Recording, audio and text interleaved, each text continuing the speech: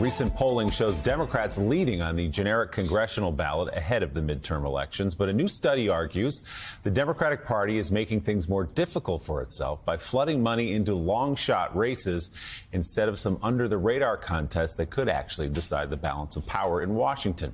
Join us now, the CEOs of the company that authored that study, Apple Cart co-founders Matt Kalmans and Sasha Samatine. Also with us for this discussion, MSNBC and NBC News national affairs analyst, executive editor of The Recount, John Heilemann. Good morning to you all. Let's give people some examples of what we're talking about here. These long shot races, unwinnable usually, but for reasons that are somewhat mysterious, money flows into them. What are we talking about here? So I think there's a whole slate of races where the Republican candidate is very well known and very objectionable, and people want to donate to their opponents. Marjorie Taylor Greene is a great example of this. The problem is she represents a seat that she is likely to win by somewhere between 30 and 50 points this cycle. And despite that, her Democratic opponent has raised more money than all but 8 people running for Congress nationwide this cycle. So he's the guy with the cowboy hat, the Democrat. Right. We were just talking about him. Is this small donors who say, oh, I see her on TV, I don't like her, I'm going to give money? Or is the party actually putting money in behind the Democratic candidate? So it's almost exclusively small donors. Yeah. They see Marjorie Taylor Greene, they dislike her. They also see Marcus Flowers, the candidate running against her, running great ads on Facebook that he is targeting very specifically at Democratic donors and that are designed to raise money from those Democratic donors and appeal to all of the things that they absolutely despise about MTG. So what is being sacrificed here, Matt? What are the races where money could be spent, perhaps should be spent, if from the perspective of a Democrat instead of against Marjorie Taylor Greene? Well, the challenge is that when you look at how Democrats actually keep the House come November, there's a very small number of races that are actually going to make the difference there. And a lot of the ones that they're going to need to keep in order to actually keep the House are races that nobody's talking about. They're under the radar. There's not a lot of congressional district level polling that's public at this point. And when you look at a lot of those races, while there's a national narrative about the fact that Democrats are leading in terms of fundraising, a lot of those races, the Republican candidates are ahead by quite a bit. So when you look at races like the ones that Sasha's talking about, the Marjorie Taylor Greene race, et cetera, those candidates collectively, the person running against Marjorie Taylor Greene, the person running in the Madison Cawthorn seat, et cetera, collectively have raised over $25 million. These are Democrats running in seats that they're completely incapable of winning. And at the same time, you see Democratic candidates running in far more competitive seats, trailing by 2-to-1 margins in some cases in terms of fundraising. Yeah, John Heilemann, this happens a lot, doesn't it? I mean, with Democrats especially.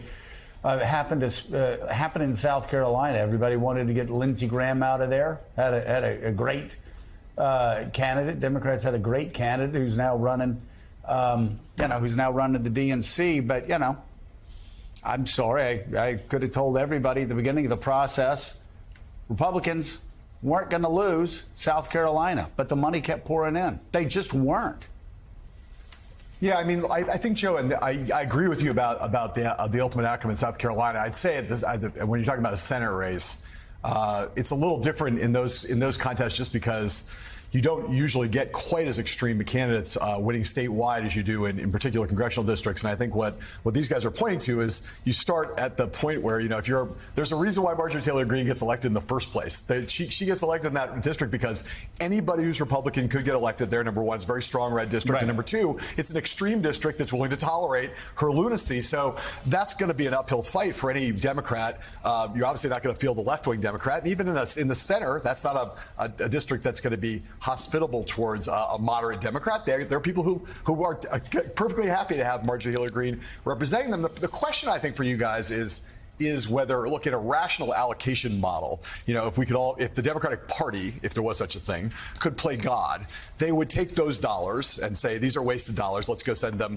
on Abigail Spanberger or on Lisa Slotkin or whatever in races that we really need to win that are really tight, right? The question is whether those dollars would be there or the people who are contributing to a race, a complete fantasy race like the race against MTG, whether those people are only going to put money into that race because they're not really sophisticated donors, and they're not maybe even that invested in the overall question. They just hate Marjorie Taylor Greene. They're on Facebook, and they're going to put $5 or $10 into that race, or $20 or $50.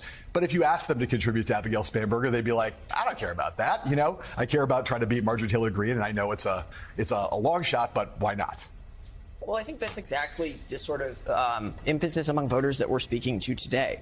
You have a lot of people who want to see MTG out of office. She's not going to lose in her congressional district, but if Democrats keep the House, she's not going to become a subcommittee chairwoman either. And I would say for people who dislike MTG, dollars spent in Abigail Spanberger's race or in a whole host of under-the-radar races that, due to redistricting, are competitive either because they are swing seats or merely because the lines have been drawn so differently this cycle that there's now a new opportunity in those seats. Those are the places that the Democratic majority, that path runs through these seats. It doesn't run through North Georgia. In the situation where North Georgia flips Democratic, we're going to have a 400-vote Democratic majority in Congress. And, at that point, I think a lot of other things would have to go in a direction that there's no data that shows that they're going in at this point. Yeah, that ain't happening. And, of course, Reverend Al, if you have people that decide they're going to get involved in a race because they don't like a Republican or a Democrat in one of these seats, all you do is you sort of whip up a fundraising arms race. So you allow candidate X, who you want to get out of office, to say, oh, my gosh, look at all of the liberals across America that are putting this money into my race. Please send me $5, $10, $25, $50 so I can push back Hollywood liberals and left-wing freaks, et cetera, et cetera, et cetera. And so then they get more money. And again, it's just a waste of resources in the end, any way you look at it. No, there's no question about it. It gives the person that they're targeting a fundraising narrative that they couldn't have wished for, because now they can play against that.